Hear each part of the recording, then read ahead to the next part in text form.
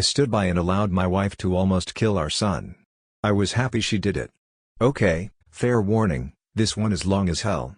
Apologies for that, but this is very hard for me and I have been carrying it for a lot of years. On the advice of my therapist, I've written it all out to try to work out my feelings on it.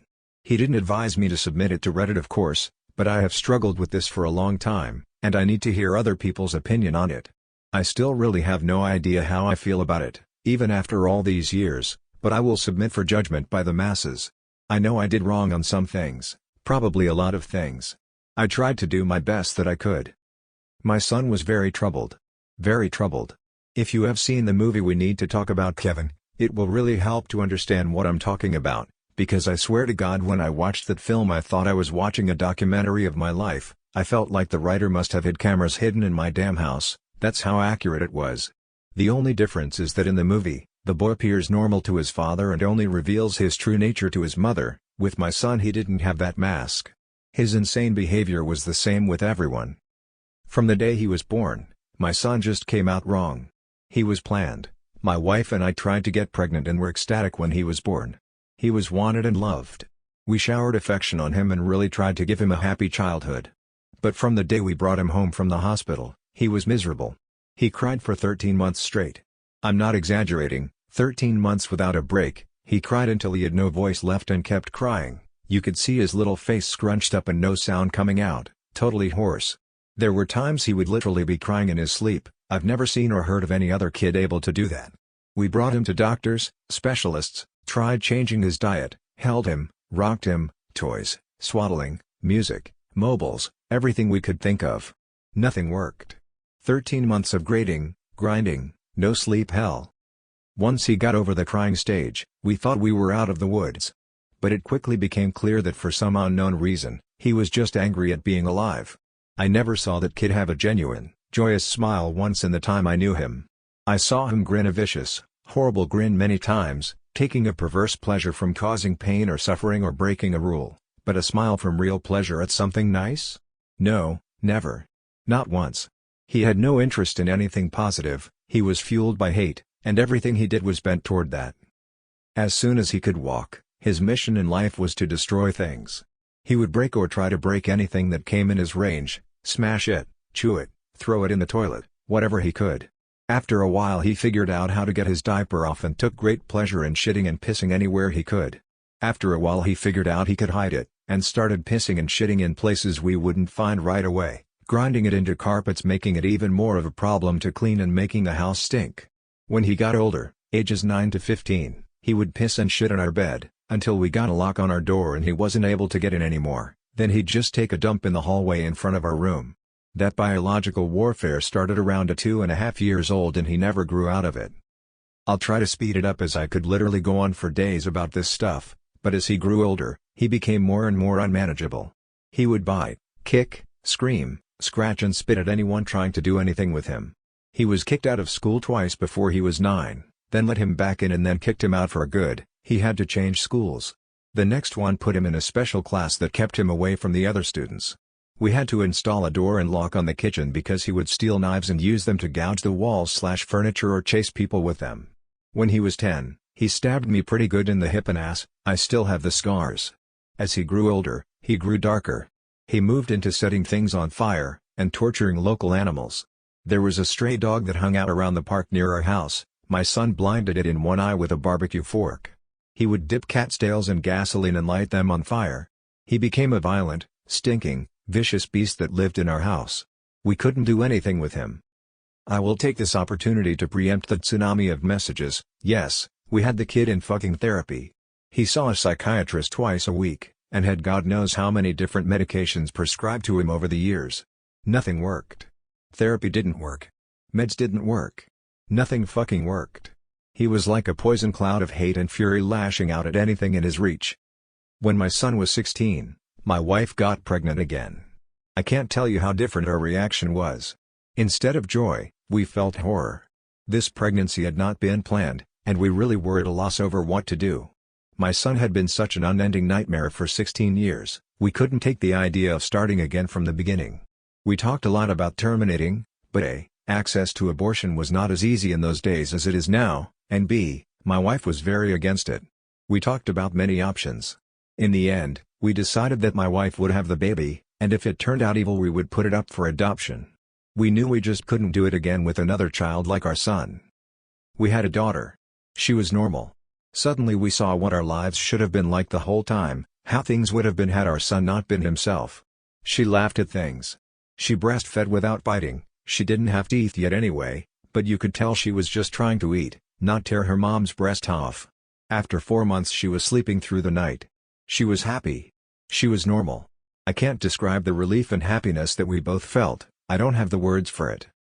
This where I believe I may have started really pulling back from my son.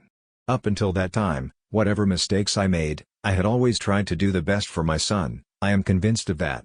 I tried to help him and love him and care for him, I really tried. But when my daughter was born, my wife and I both instinctively just turned toward her. She became our focus, not for malice, but just because she was so much easier. She was so happy and sweet, every moment we were with her was like magic.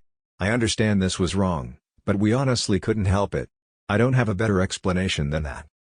My son hadn't given a shit about my wife being pregnant, I honestly don't know if he really understood it, but when we brought our daughter home he started acting out even more. I didn't think it was possible, but he took it up another notch. At this time he was 17, and we were having blowout screaming matches daily. Usually after we fought, he would storm out of the house and disappear for hours at a time, or come back the next morning. It was a relief. I started to actually look forward to our fights because it would get him away from us for a while.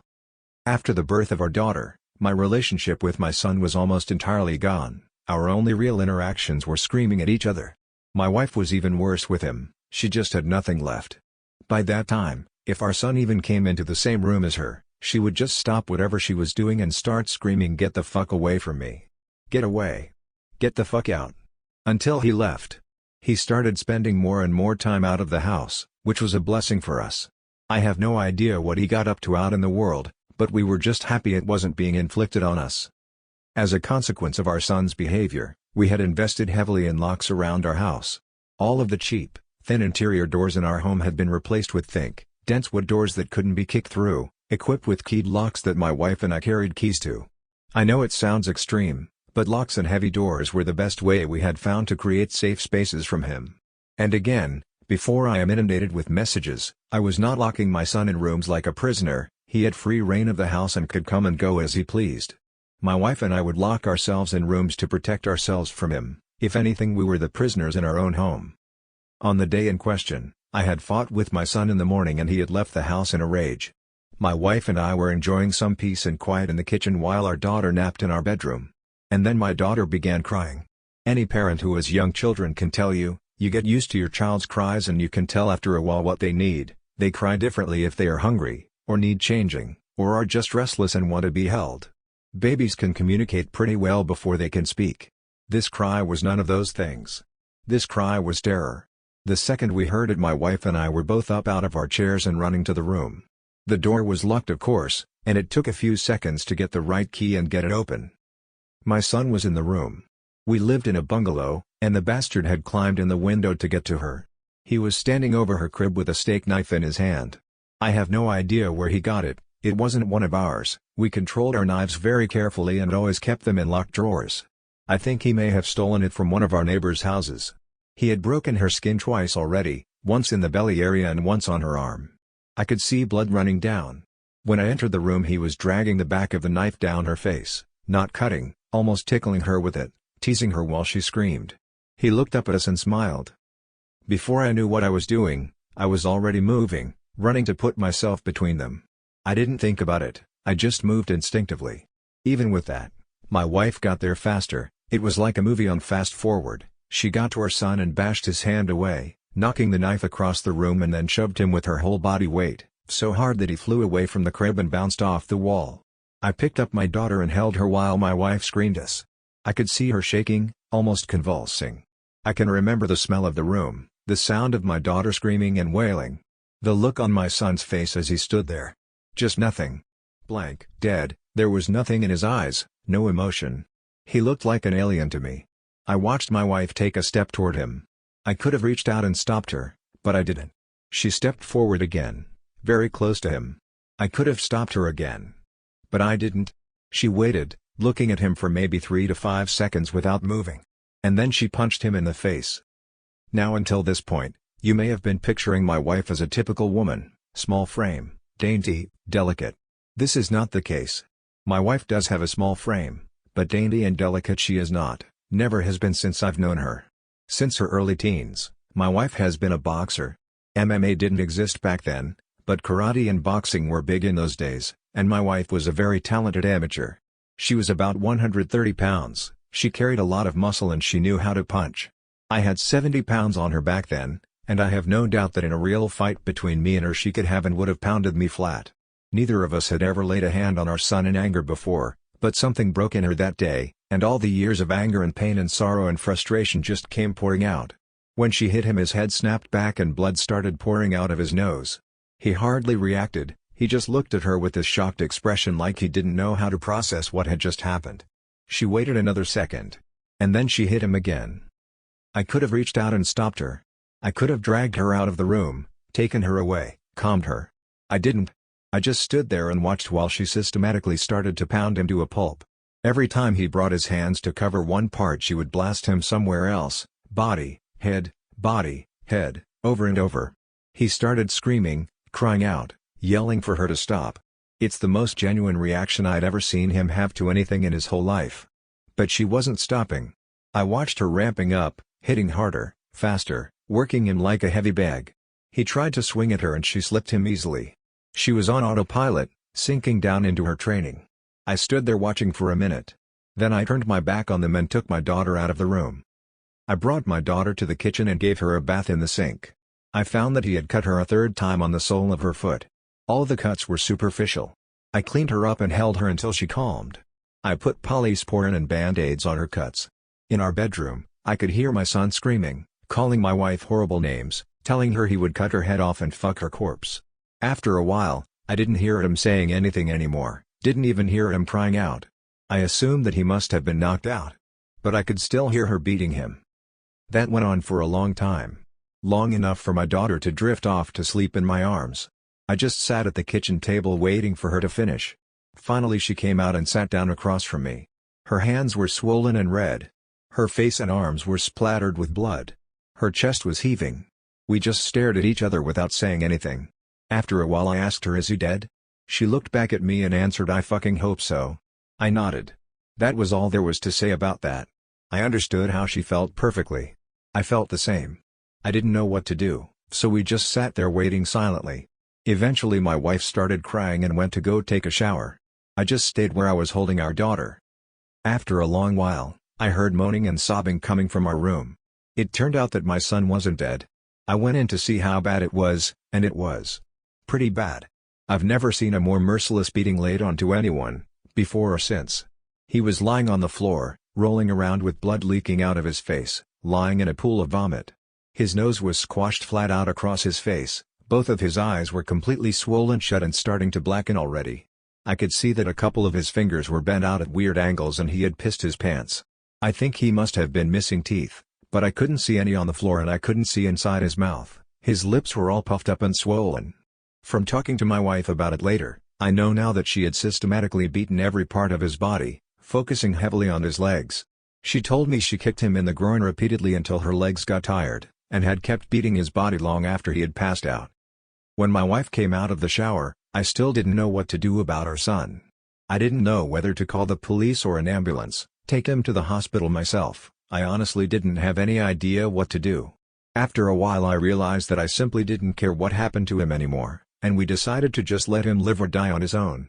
There was an in-law suite in the basement that we had never really used, and my wife, my daughter and I just moved down there. We simply ceded the top floor of the house to my son and locked everything down, separated our lives entirely. There was plenty of food in the upstairs cabinets, enough for a couple weeks or more. He had a washroom and bedrooms to use. We had a washroom in the basement, a small kitchenette, and a separate entrance, so we just stopped going upstairs. We just decided we were done with him. I figured we'd let his food run out and see what happened. Over the next week we could hear him moving around upstairs sometimes. I think he just spent most of time lying in bed recovering. I went to work, watching on high alert in case he attacked me in the driveway, but he never did.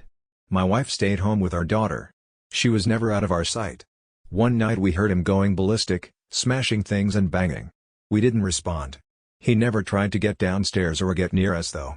I think he was afraid that if he got near us again, my wife might finish the job on him.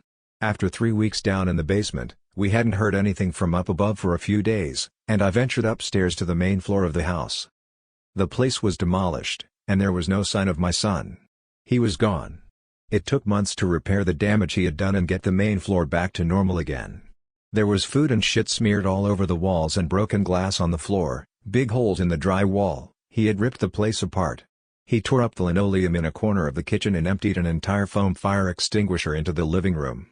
I feel thankful that he didn't burn the house down with us in it. I'm honestly not sure why he didn't. The kid wasn't shy about lighting things on fire. After that, I lived in fear every day that he would come back, that he would ambush us out of the blue and try to kill us. We moved house about 3 years later and I finally stopped being afraid that he would show up again, as now he had no idea where we were. I finally felt safe from him. All this happened a long time ago. My son was born in the spring of 1971, my daughter was born in '88. I'm an old man now, I'll be 70 this year, and my wife passed from cancer in 2016. My daughter is 31 now, I moved in with her and her husband after my wife passed. I've got 2 granddaughters and they are the joy of my life. I see a therapist a couple times a month to talk about all this. I don't know where my son is. The last time I saw him was when he was lying on the floor of our bedroom, bleeding and smashed. I haven't heard from him since he left, more than 30 years now. I don't want to. I carry a lot of guilt from that time, and a lot of conflicted emotions. I didn't beat him myself, but I allowed him to be beaten, and I thought he deserved it. I was happy it happened. I didn't try to kill him, but I would have been happy if he died. I will say that I do hope he was able to overcome his demons and go live a normal life somewhere. If he wasn't able to do that, if he stayed the way he was, then I truly do hope someone out there killed him. When I knew him he was a rabid dog, and whichever way it went I just hope he isn't still out there hurting anyone else. This was a super long story, so please like, comment, and subscribe. Thank you. Goodbye.